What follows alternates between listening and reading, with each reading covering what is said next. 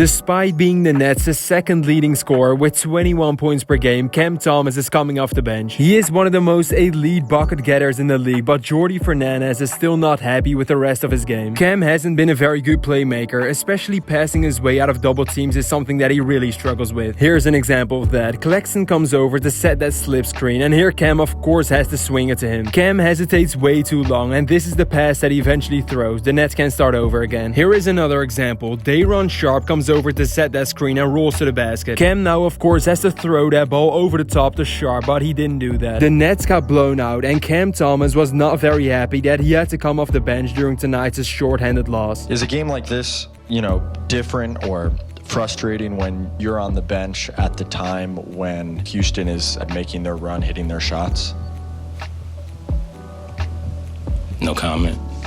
I kind of understand his reaction because he had 21 points in just 23 minutes this game. But I also understand Jordi Fernandez because he had a couple of defensive mistakes, here fouling Shepard. His teammate sets that slip screen, so I don't understand why he doesn't use that moment to attack. Now he's one-on-one with a very good defender in Dorian Finney-Smith, and this is the result of it. Having one Michael Porter Jr. on your team is a lot, but I don't know if two of them is gonna work. After the game, Jordi Fernandez got asked about Cam's performance, and he was very critical about him. Pretty efficient game offensively. Not so much with the turnovers, right there, gotta be cleaner. And then the defensive end, gotta be more solid with coverages. Obviously, his superpower is the scoring.